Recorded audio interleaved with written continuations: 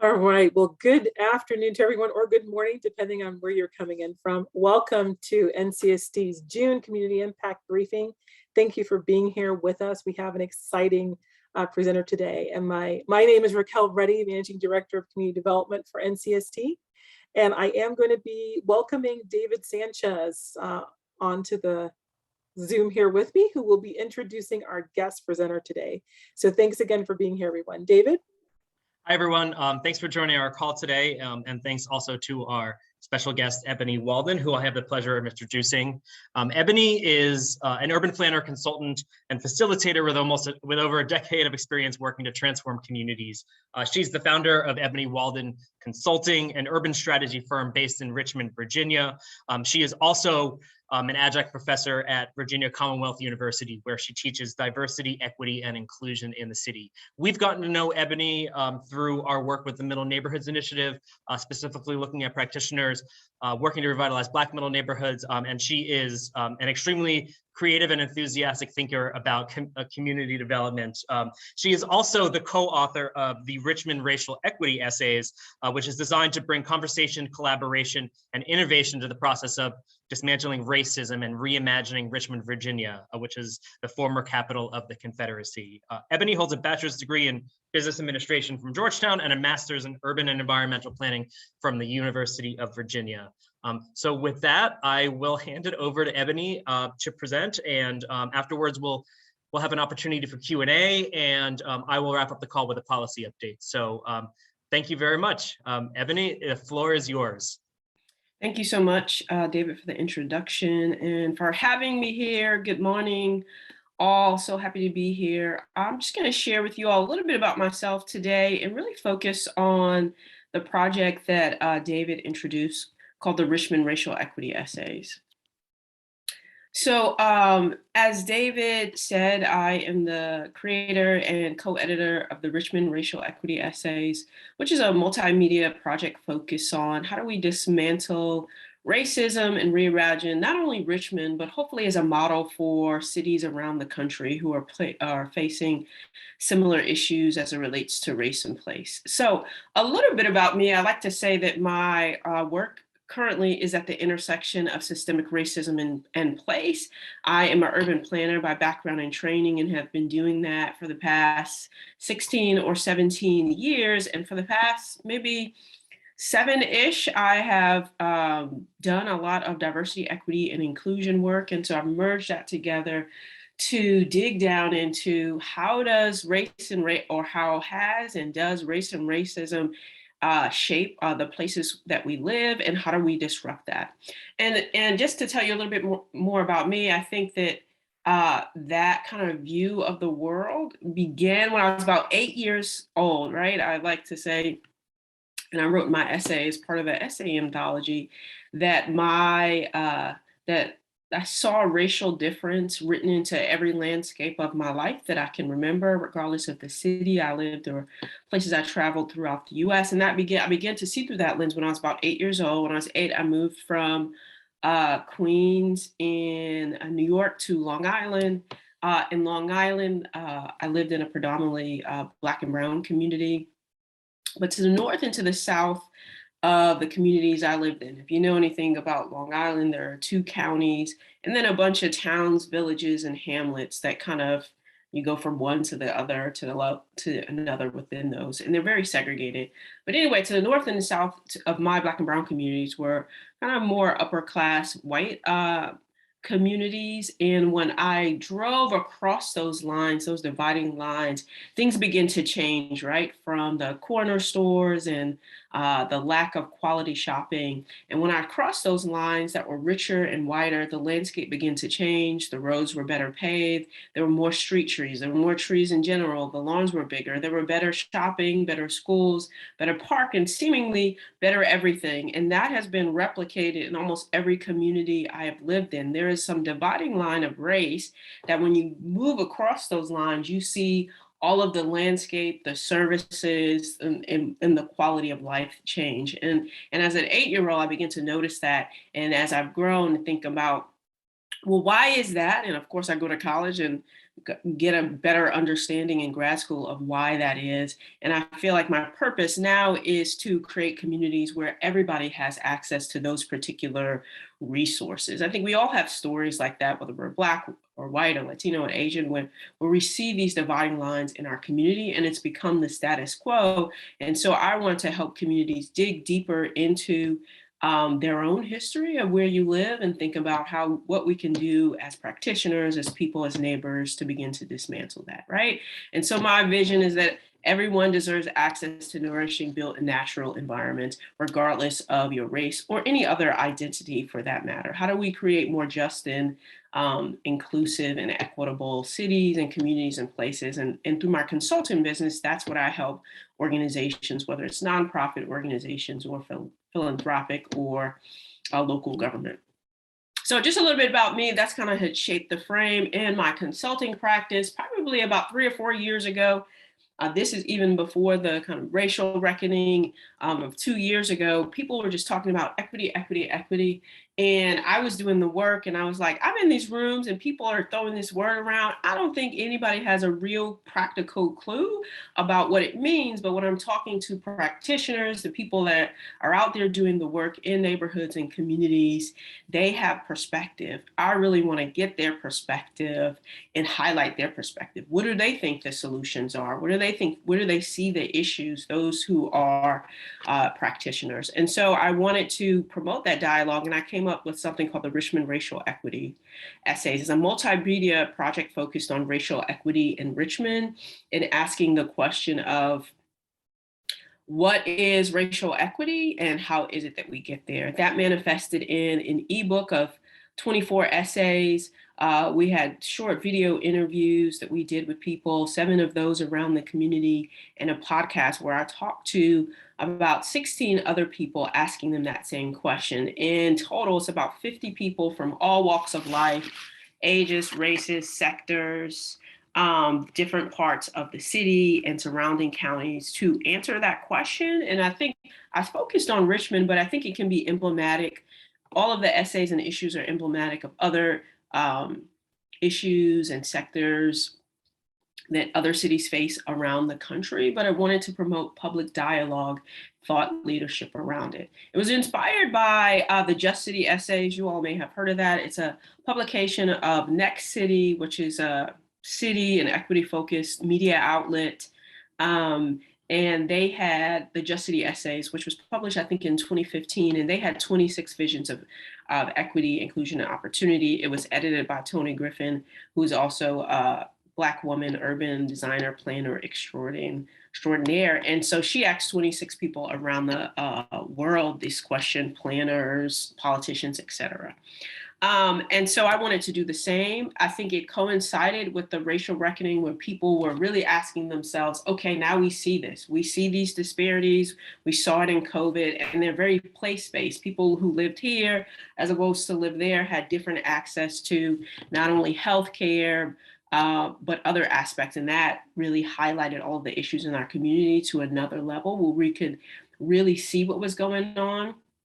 I think why Richmond was the community in which I lived in. And then my thought is we're the capital of the Confederacy. We probably have more monuments and things than anywhere around the country, and the second largest slave trade in the mid 1800s. So all of the issues, the racial issues that are emblematic of our country have happened here in this place. So why not go from the capital of the Confederacy, hopefully to the capital of racial equity, or at least having models where people can bring out these issues, discuss them, learn about them in a deeper way, specifically from people from all walks of life. Sometimes we get thought leadership just from academics or folks like that, or large institutes, and I wanted to cultivate solutions and dialogue from real people doing real work in the community.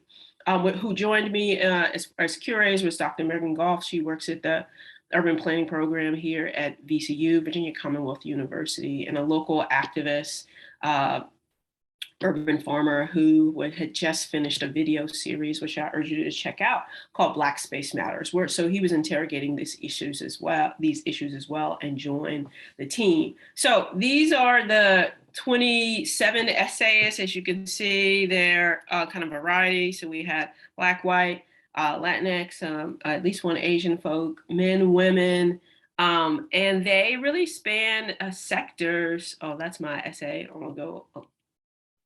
They span sectors and topics. So these are some of the topics that we covered. It was everything from planning to affordable housing, educational equity, economic empowerment. We talked about power shifting and partnerships. We wanted a key focus because sometimes, particularly in Richmond, but in other parts of the country too, these issues around race and ethnicity can be very Black and white. And we have a growing Latinx population, not only in Richmond, but across the country. And it's the second largest group of color in our nation. So very important. So what are the issues that Latinos face in leadership and language access, community healing and justice, and building healthy communities were some of the topics. Let me go back a bit and I'll talk a little bit about my essay. So part of what I wanted essayists to do was to root their essays or their perspective in both their personal experience as well as their expertise.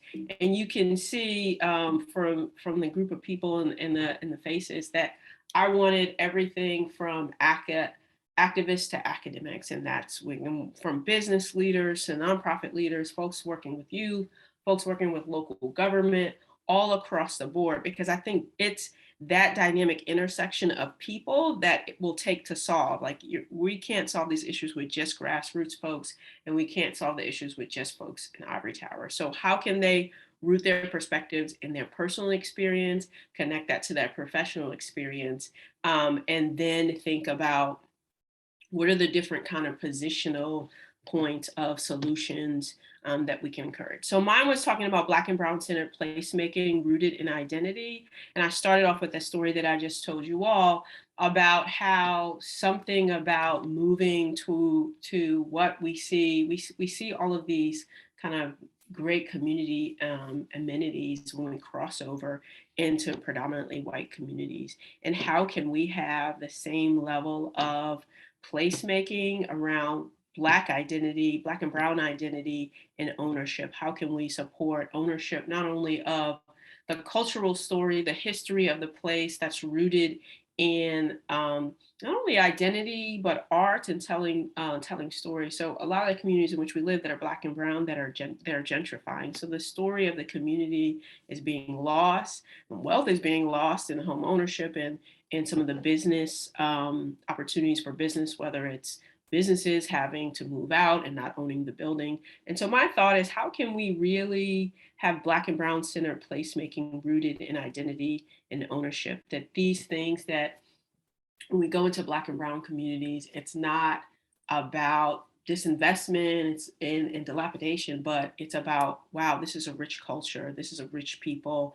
They have a story here. What is the story of this community in this neighborhood? How can we support Black owned businesses new and helping those stay? How can we help close the wealth gap through supporting home ownership initiatives and really highlighting some of the innovation that has happened around the country in which to do this, whether it's through art, through storytelling, through history telling, through community land trusts, buying buildings so that Black owned businesses can locate and stay, and other ways in which we can support home ownership and anti-displacement and anti-gentrification measures. So you can read it. All of this is available on Richmond Racial Equity Essays.com. So that was specifically my essay, but I want to kind of talk about some meta themes that we got, or I got from the essays. And then of course I started with this, or ended with this. This is still my hope, to create a racially equitable Richmond that is absent some of the stark visible differences in streetscapes, park, housing, services, schools, and business districts between the mostly Black and Brown communities in the East and North Side and South Side, those in the West End, which are wealthier and whiter, right? And that's kind of still my hope, and I offered some solutions to do that. These are the topics, but I wanted to spend most of our time today really talking about what were the meta themes that came out of the essays that would be helpful for practitioners, everything from practitioners to neighbors. And I came up with these 5 themes. I'll focus on a couple of them today and really show you and give you examples of both how these things have manifested in Richmond and also how some of the essayists talked about them. So The 5 themes are personal transformation. That came as an important theme, whether it's through learning, whether it's through understanding history, understanding our bias, or connecting to people or communities that we deem as other. The personal transformation point is key. So if we're not transformed in our thinking and the way in which we move through the world and understand these things, we can be well-intentioned change agents that are moving to solve the problem with the same mentality in which the problem was created. So are having space to increase our understanding, not only the issues, not only the history and how these things were shaped and root causes, but also how do we also attack our own biases, decode ourselves from the history of white dominance that have been pervasive in our country. I'll go into that a little bit more. Institutional change is really important. So we all are part of organizations from which we work, maybe community organizations, and we also frequent business organizations or banks. These institutions need to change in order to create a more diverse, equitable, and inclusive communities. One of the things that essayists talked about, there was a co-pair that a Black woman and white woman talk about. What does it mean for nonprofit institutions in particular to think about how power is wielded, how to shift power, how to change some of their policies so that nothing happens or things don't happen for communities, but really happen with communities, and the amount of change in policies and culture and shift that needs to happen, right? Nothing about us without us. And how can we shift our organization so that people with lived experience are at the forefront? And then the reallocating resources and policy change. How can we make sure that those communities that have been disinvested in over time have more investment as we go forward, right? Because they've had lack, we need to reallocate resources. And of course, policy change, whether it's in policies within our institutions, our local zoning laws or policies, or larger policies that are really going to promote greater racial equity. And lastly, there's no single issue community, right? So you all know from a community development standpoint that housing impacts transportation, impacts economic development, impacts education in schools and workforce development, that all of these things are intertwined. So if we're just focused on our particular sector, then we kind of miss the big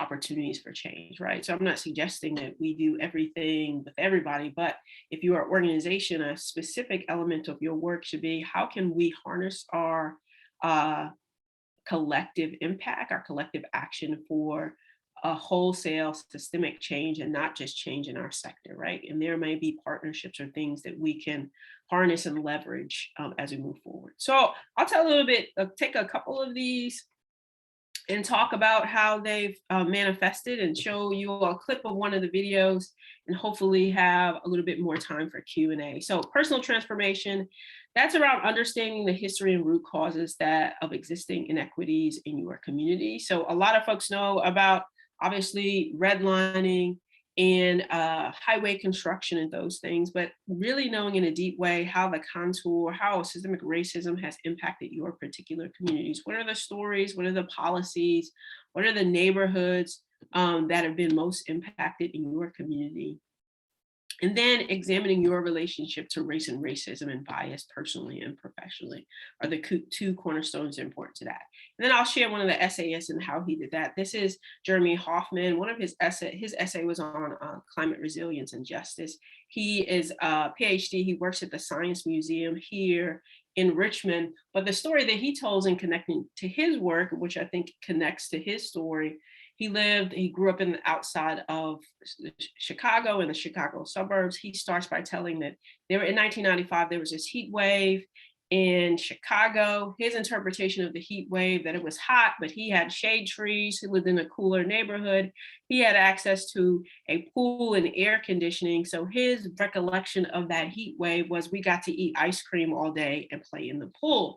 What was happening in Chicago, in the heart of the inner city, is that over 700 people died. Those were mostly elderly people or people of color because for I think 48 hours, it was over 100 degrees, right? So those folks were disproportionately impacted. So he was having, his perception as young white boy in the suburbs of Chicago was, this is fun. We have all the things we need to weather this. And then people were dying in droves in Chicago over that 2 days. Over 700 people died, mostly older African-American folks that did not have access to all of those things. And because of climate change and the disproportionate impact on people of color, they also experience hotter temperatures because of lack of shade and things of that nature. So he and his work, he connected that to his current work at the Science Museum, which they did a study, which was reported on in the New York Times, to look at how does climate change and heat, or the heat island impact Richmond. So they first mapped red line neighborhoods. So these are red line neighborhoods in Richmond historically. So redlining obviously was when the government rated neighborhoods and rated their riskiness, right? Which excluded Black folks from loans and investment in those communities.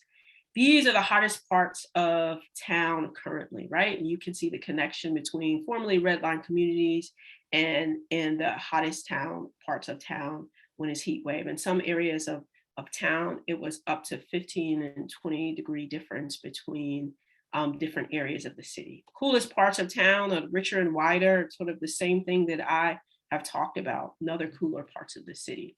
This is tree cover, also the least amount of tree cover in the city within those red line neighborhoods. Some of the most hard surface pavement, which increases the urban heat island effect. So you put those together and you have red line communities, mostly communities of color, are 10 to 20 degrees hotter in the summer, which has implications, right? The same thing that happened in Chicago. So the same thing that happened, was 1995, almost 25 years, like 27 years ago or something, is happening in Richmond now. It's the same pattern.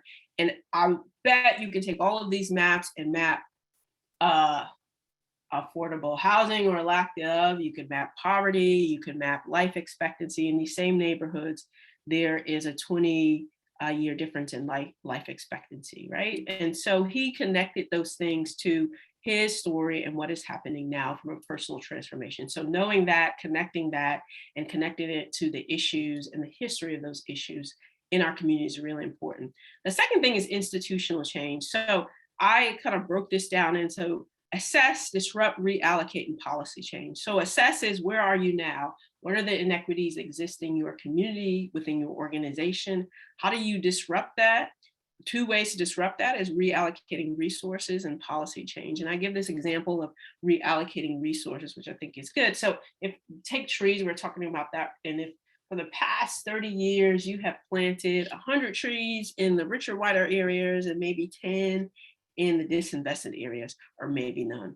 So in order to rectify that in the future, where you have thousands of trees over here and hundreds of trees over here, you're going to have to swap that and say, in order to balance that out, we need to put more trees over here so we can have a balanced tree canopy and tree cover. That's how we have to think about our work.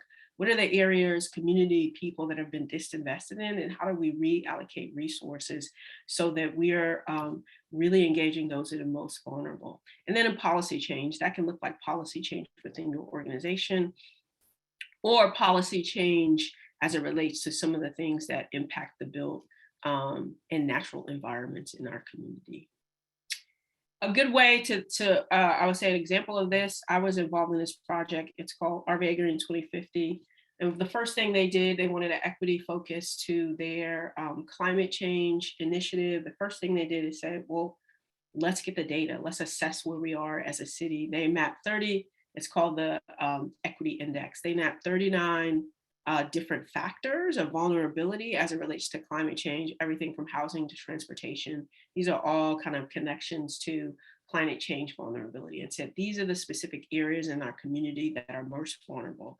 As we engage this process, we need to have representative of those communities determining both our engagement efforts and helping to determine the policies for change, informing the process, at the forefront. And so I was involved in curating this group of people and helping them think about engagement and shaping those things, right? So they assessed where they were, looked at the vulnerabilities and said, we want to prioritize folks from those areas and co-create policy changes with them. We want to put them in leadership as part of the process and help them help us prioritize where we're going to reallocate our resources. This is kind of the dashboard of the equity index in which they kind of worked on. And so I think that that's an example of assessing where you are. They also assessed their skills and said, we need more training to understand how we can have an equity influence. So while they were doing the data, their staff went through extensive training on having an equity focus to their work. And then thinking about in the future, how do they reallocate resources and things of that nature. And then lastly, looking at how do we have a multi-sector approach, right? Working across disciplines. So like I said, there's no single issue communities. So part of the climate change initiative doesn't necessarily have to do with the environment. Some of their priority areas have to do with housing. Some of their priority areas have to do with improving government services and other things, right? So working across disciplines for the larger goal, how do you harness those?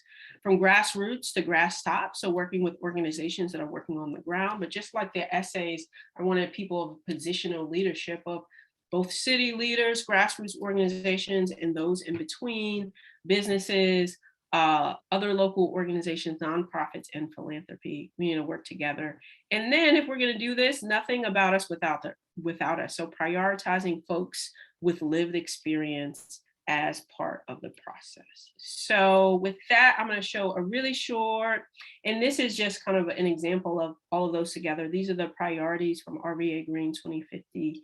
And you can see all of these things, or most of these things, don't necessarily directly relate to, okay, specific climate change, but they identified the factors. If we want to impact climate change in the environment, we need to be working on all of those things together and partnering together. So I think that's kind of mind frame we need if we're going to make changes in the community. Obviously work in your issue area, but being open and willing to partner on larger issues and other community-wide issues so that we can have a greater systemic change. And so we have video essays because I wanted to, there's a certain type of person that reads essays. I like reading books and essays. I'm a self-proclaimed nerd, right? But that's not really how people take in information. So we had a podcast and essays because I wanted to interview people and get ideas out there for not only personal stories and understanding the issues, but to promote greater solutions. So we have 7 of those. I'm going to show you about a 5-minute clip of one of them, just so you can get an idea, maybe 3-minute clip of what they are. So this is Don Coleman, a 30-year kind of activist in the community. He is a pastor, and he lives in one of the neighborhoods that have been severely impacted by gentrification in Richmond. So I'll tell you a clip of there, and then we can go into Q&A. This is Don Coleman. This is one of the videos from the Richmond Racial Equity Essays.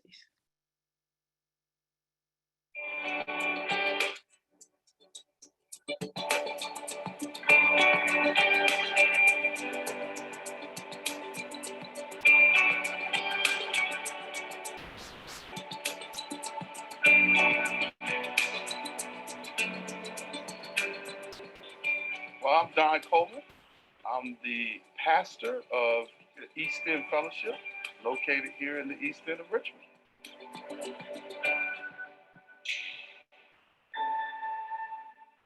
What came to me was actually way back when I was in middle school.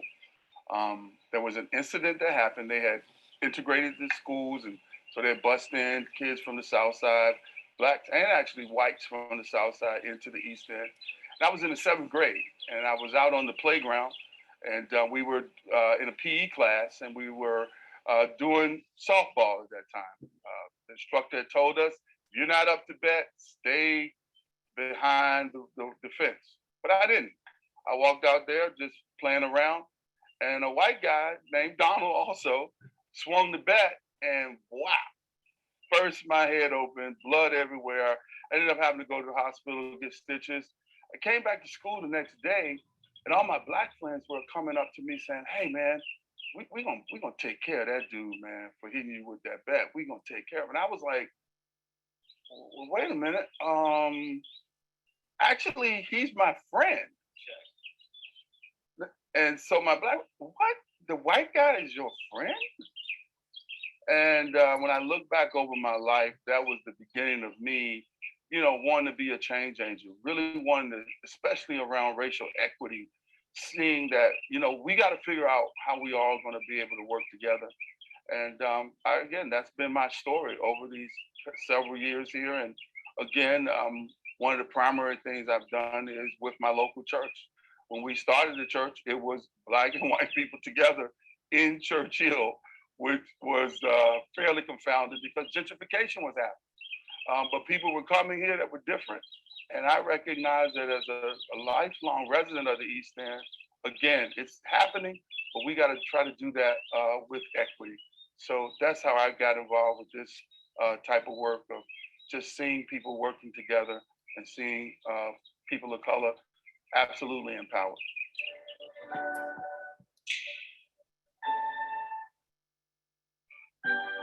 Well, I really feel like the whole situation around education, specifically the public schools, not having the resources that they need to make sure that all students get the quality of education that they need. Spent a couple of years, several years on the school board trying to fight for that because I just think it's critical. Education is just critical to a young person having an opportunity to find success. So that's my first one. The second one would be around this whole the wealth gap and how do we attack that? And primarily, all the data shows the number one way to do that for people to build wealth is through home ownership. And we know with the story of redlining and all the foolishness that has happened in Richmond, that we got to do something to expedite Blacks having access to be able to start to build wealth, and home ownership is that. So of course, affordable housing fits into that. I'm going to stop there, but anyway, I just wanted to give y'all a flavor. He goes into solutions and thoughts for how to advance racial equity in the whole 8 minutes. I encourage you to go take a look at the site. I'll put it in the chat in a minute, but that's a Richmond Racial Equity Essays. We've had a series of events to talk about some of the issues. We had a recent one that was about the intersection of climate and equity. We've had events where essayists were reading portions of their essays. We'll have one on community health in the fall, as well as talking about how do we have more Black and Brown collaboration and partnership in advancing racial equity in our city. So I'll stop there. Would love any questions, comments, concerns, thoughts from David or the audience. Well, great. Thank you so much, Ebony. For all of our attendees, feel free to enter your questions in the chat, or if you prefer, you can raise your hand and we'll call on you. Please do not be shy. I have a few questions prepared for Ebony, but we want this to be an interactive experience with all of you. So Ebony, I had a question that comes from your essay in Next City. Black and Brown centered placemaking rooted in identity, which for all of everyone on the call, if you haven't read, I strongly encourage you to do so. So you write at one point in the essay, what would be exceptional is if Black and Brown prosperity were the norm.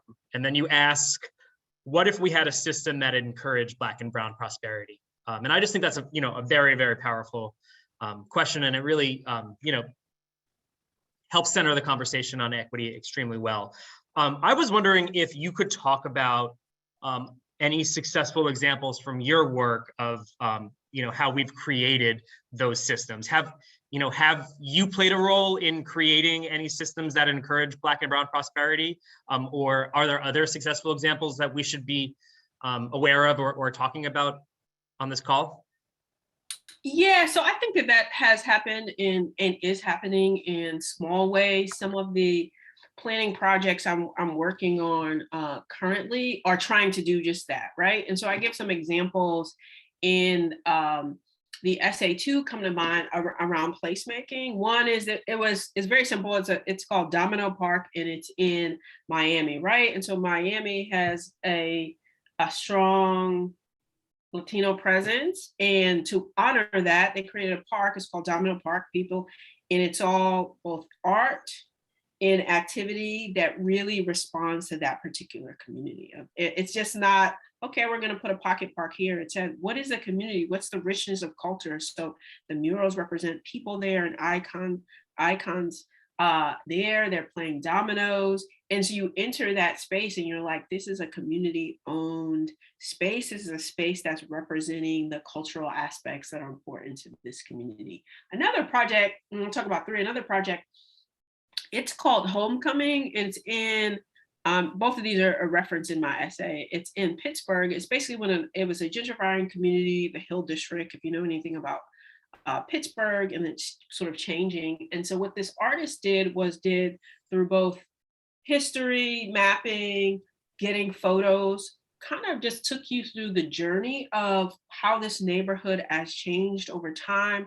What are the people? What are the stories? And really highlighted the richness of the community. And then it was kind of like a community mural project where she took these images from people's homes and over time in quotes and put them all over the neighborhood. It's kind of like a tactical urbanism thing. And so when you walk through this place, it's just not buildings that, of like, that we don't know what happened in them. I think that's part of the erasure that happens through gentrification. Like this rich African American or other cultural history that begins erased. And so I thought that those were reflective projects of saying, no, we're going to highlight this. We're going to kind of lift this up as excellent, both common stories about people moving through this place, but also stories of excellence. I think that gets at the root, but how does that happen on a large scale? I'm working now, or have worked on a couple of projects where we've created different neighborhood plans that are absolutely rooted in history, using art, using culture, and trying to promote Black home ownership. And so 2 neighborhood plans I've done, one in Charlottesville and one in Richmond, is all about how do we take the elements of neighborhood, parks, housing, commercial activity, and say, how are we going to highlight the past that Black people were here and they were part of commerce and home ownership, but how do we also support that in the future? There's a it's called Reconnecting Communities grant, which will be part of the infrastructure project that kind of Biden's money. I think it's a couple $2 billion. But anyway, they're going to be reconnecting communities that have had highways going through them. And so I'm working on a project now. Our community that had a highway going through it was Jackson Ward. And so what does it mean to reconnect the fabric? And I've been a staunch advocate of, it can't just be a park over the highway, but how is this supporting Black excellence, ownership, and prosperity in the making of this place, right? Or is there going to be history? Is there going to be places of art and culture that highlight that? And is there going to be commerce and opportunities for those things? And I think that's important. Excellent, excellent. Well, I'm looking at the chat. Raquel, did you want to call out any questions, or should I pick one? Go for it, David. Sure. So this question comes from Melanie Mead. She says, I live in Clareton, Pennsylvania, 30 minutes outside of Pittsburgh, where the discussion of equity and inclusion is still not taking place. How can we get the conversation started to inspire and motivate change? Yeah, so I think I created the Richmond Racial Equity Essays to be a model for how do we have discussion in other cities. And so it happened to me through, I'm like, okay, so I'm going to ask people, what are their thoughts to get them experts to talk about the issue. And experts, I mean, it can be expert, like I've been living in this community for a long time, to get them to talk about what are the issues they see, what's their vision, and what are solutions that can help us get there. I just wanted to curate that from the community. And so I created this so we can begin that conversation. I think it can look a variety of different ways. It just happened I interviewed 50 people and said, who are the people that I want, or I know, or the type of folks that I want, or expertise I want to be a part of this conversation, and join them in the conversation. You can just start a conversation, whether it's saying, I asked 2 simple questions. What's your definition of racial equity? How do we get there? it's kind of 4 questions because I wanted to know about how they were brought to this particular issues and specifically solutions that they would suggest.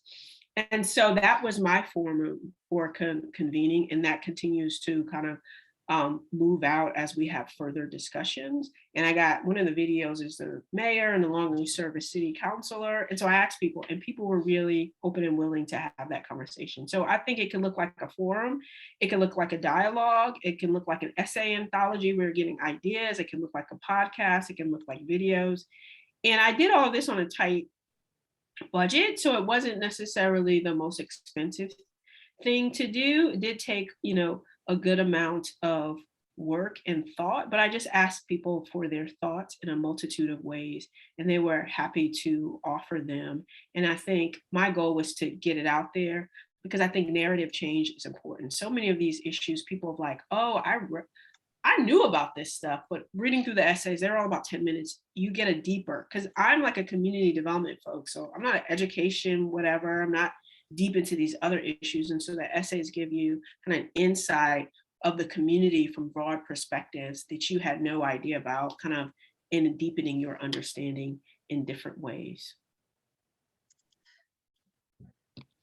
I think our next question comes from Sai. So he is wondering, how have you engaged the community and government at large to work toward equity and real movement instead of just talk? So he said, in particular, how have you navigated stagnant responses and a lack of knowledge to new generations of leaders who are not even aware of the effects, or may not be because of, may not be aware of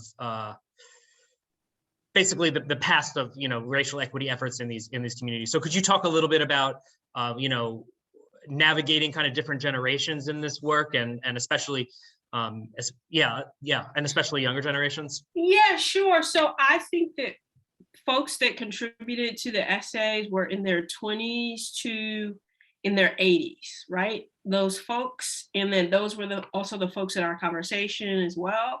And so I wanted that different perspective. I didn't want to talk just to the young people. I wanted to, one of the guys that I talked to was, both Black, have been doing this work for 30 years. So they bring a particular history and perspective. And we talked about that in their conversations, whether it was through podcasts or through writing.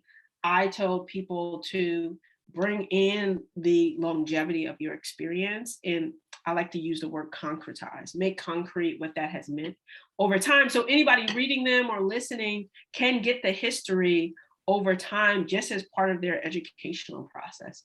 And people have read them that are all of those ages. I'm doing a talk with, the only thing that I wanted to get more young people. That was harder because people were in school, but we're working with VCU to have a conversation around these issues for young people. And so if you read them, you'll get people in their 20s, people in their 80s, 70s, 60s, 30s, 40s, giving their perspective, whether you're new to these issues or you've been doing it for a long time. And so I wanted that kind of lens into the work. And we've had folks that have attended our event and read the essays that are young and older city council members, as well as young and older community members. So by nature of who was part of the project, and I told everybody to share it with their network. So whatever your network was coming to the essay, it was like, okay, then you can share it with your network, because my network is this big, but you got network of educators in their 20s,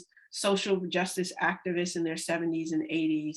And so with that, and with, I think we tried to, in all of our panel discussions, also have a mix of people with different ages and different experience. We don't achieve that particularly all the time, but I think probably the folks, no, I wouldn't say. And then I've had a number of professors, myself included, have students read these as part of their classwork. And so I'm working on a discussion guide now, because my goal is to have this as a narrative change and educational tool. So we read them, whether it's 10 minutes or you read them all, and then we have a conversation about them to debrief it. No part of them are kind of over, only the longer podcasts, and all the podcasts are about 30 minutes. So all of the content is 30 minutes or less. So you can go through it all, read it all, or you can pick one. And so it was specifically designed to be digestible for multiple generations from a multi-generational standpoint. And that's also been the connoisseurs and the people that we've been in dialogue with. So you have that cross section of like, I've been doing this for 40 years, things have changed, and I want to offer perspective. And I'm kind of newer to this and have this, radical energy, which we kind of need to balance those things out. Excellent.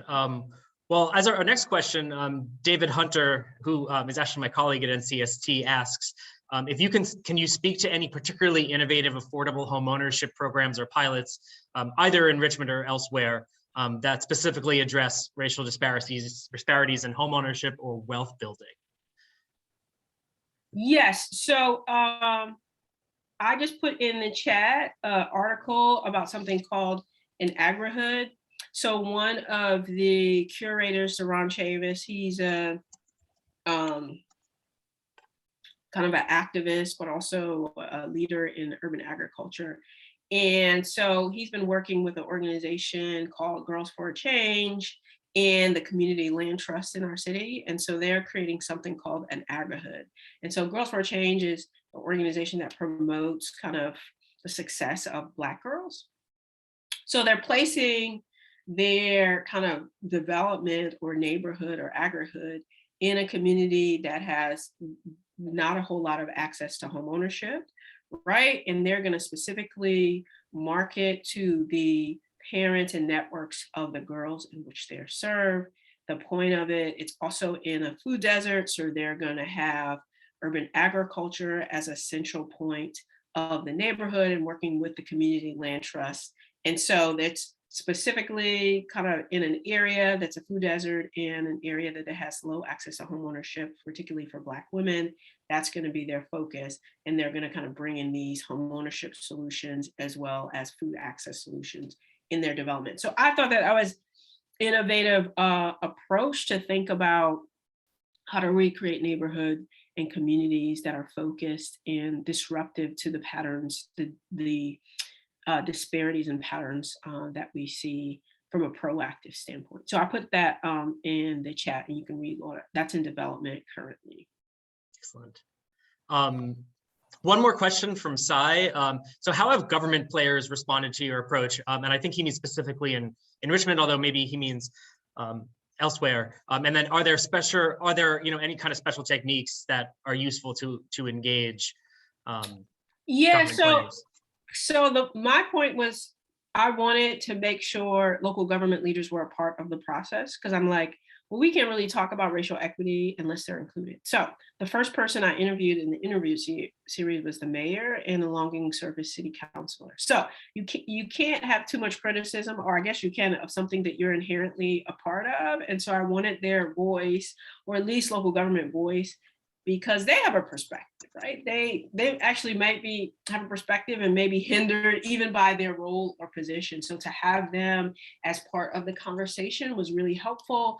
I've had at least 2 or 3 city councilors have read the essays. One of them is also an adjunct professor at a local university. He's had me come and speak about the essays, both to his class.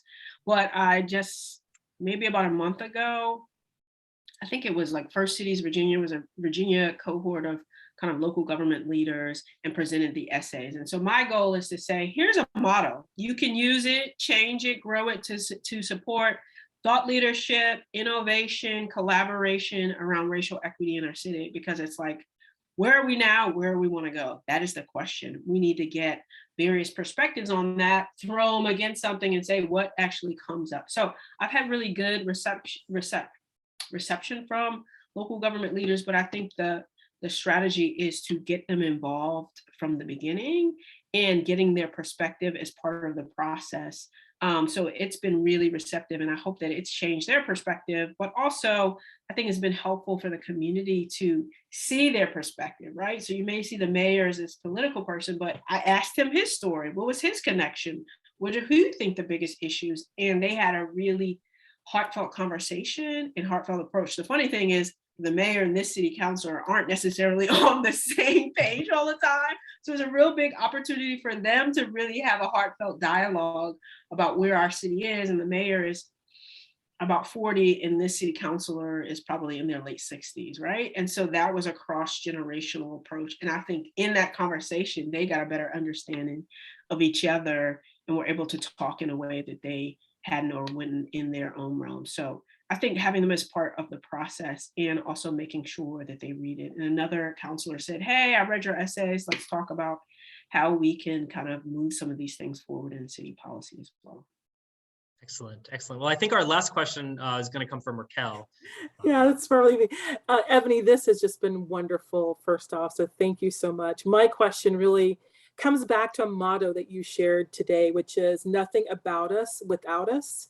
And, you know, going back into one of your 5 areas of focus, meaning that multi-sector connectedness, are you finding that, and I think the theme is in some of the questions too, that are folks making, you know, a focused and intentional effort to have a variety of folks at the table, not just the same old folks who are making decisions, but really trying to make a difference with whose voice is at the table to begin with?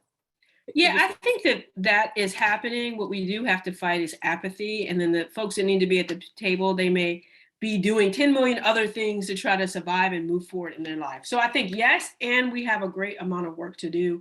And so even as part of the equity conversation, I was like, okay, I want some old voices, but we want to bring in some new voices. And so as we've continued that conversation, I'm continuing to try to bring in those new voices as well. And then as you can see, I gave an example with the RVA Green 2050. Part of their equity is saying, how do we recruit community leaders from these specific areas that are most vulnerable? How do we make them decision makers? How do they help shape the priorities moving forward? And so I think more efforts like that, where you're embedding that lens in the way you even run the process for the product you're trying to get, is really, really important. So I see people, and I've been helping them and I'm learning myself do that. We still have a long way to go because there's a lot of this, there's decades of lack of trust, right? And that's reasonable and logical given the history of our government and organization and institution interaction with those folks. So we have a long way to go and we have a lot of trust to build, and trust building takes time. So be patient, but we definitely have to kind of use some of these ideas and thoughts to center those with lived experience and to build that trust over time. Absolutely. Thank you for that. Excellent. Well, thank you so much, Ebony. We really appreciate it. It was a great presentation, and you know, thank you for taking the time to be with us today and for all your thoughtful answers to our questions. So we will we'll distribute the recording of this session for those of you who are asking in the chat afterwards. Ebony, I think some of your messages are just going to the hosts, so I'm copying them and sending them to everyone. But you know, So Ebony just shared her email, or will shortly share her email with everyone. And yeah, so thanks so much, Ebony. So I'll wrap up our call today with a quick policy update. Ebony, you're welcome to stay if you would like. So the, you know, I think, you know, the first update is, you know, NCST is in a period of executive transition following the confirmation of Julia Gordon as FHA commissioner. We have not announced our next president yet, but we hope to be able to do so soon. And so I hope you guys will, you know, stay tuned for that announcement. And we're extremely excited about the direction that things are headed here at NCST. Speaking of Julia's new role at FHA, one of the policy items that we are spending a lot of time on and actively building NCST's programs centered around is, I mentioned on last month's call that FHA has announced that they are creating a new nonprofit and owner-occupant purchase opportunity, specifically on what are called claims without conveyance of title properties. So these are pre-REO properties, although they're quite similar to REO in a lot of ways. And we announced earlier this month that we are going to be entering into a partnership with Zoom.com to make the CWCOT properties available on their website, kind of easily available to NCST buyers. And, you know, we're going to play a role in helping to facilitate those transactions. We submitted a comment letter, as well as a few NCST buyers did as well, to HUD, with our high level requests, which are, HUD should expand the network of buyers that are eligible to purchase these properties. They should assess how to offer targeted discounts on these properties, perhaps lower value properties or those that are located in weaker housing markets. We also encouraged HUD to clarify and enhance the procedures for buyers to be able to access and inspect these properties. And then we asked HUD to kind of systematically study the barriers to purchase of these properties by both nonprofits and owner occupants, and to continually work to eliminate those barriers. Next update, I also mentioned this last month, there are still conversations going on about the possibility of passing a reconciliation infrastructure bill with only Democratic votes. There is a possibility that there will be some housing investments included in that bill, specifically the Neighborhood Homes Investment Act. We do not know if it will be, but we are definitely part of the effort of encouraging leaders in the House and Senate to include housing investments, including NIA, in that bill. The third update I wanted to say is, in addition to Julia getting confirmed, Sandra Thompson has been confirmed as the permanent director of the Federal Housing Finance Agency, so the regulator of Fannie Mae and Freddie Mac. So she is now fully empowered to pursue her agenda, which I'm happy to report has centered, questions of equity and access and of underserved markets in a really, really encouraging way. So along those lines, Fannie and Freddie have released what they call their equitable housing finance plans, which are focused on how they're going to help close the racial wealth gap and increase the service that they deliver to Black and Brown consumers as well as neighborhoods. And there's a lot of really interesting and promising initiatives and pilots proposed in those plans, and we will be closely monitoring them as NCST. Finally, just so everyone is aware, all of the bank regulatory agencies issued a joint proposal to update the Community Reinvestment Act. It is the most consequential rewrite of the act since 1995, and as all of us know, a lot has changed both in community development and in banking since then. It is a very lengthy and complicated proposal, so there is a 90-day comment period that actually concludes on August 5th. NCST will be commenting, and you can look forward to, we will be sharing with our partners kind of the high-level messages from our comments and encouraging you all to weigh in as well. So with that in mind, those are all of our policy updates for this month. I hope that we can see many of you next month on the July CIB call. We'll be announcing the speaker soon. Thank you everyone for joining today. And thank you for all of your kind comments in the chat. We agree with you about the power and clarity of Ms. Walden's message. And I'm glad you guys could be here to hear it today. On our community impact briefing. So with that in mind, have a great afternoon, everyone, and thank you very much.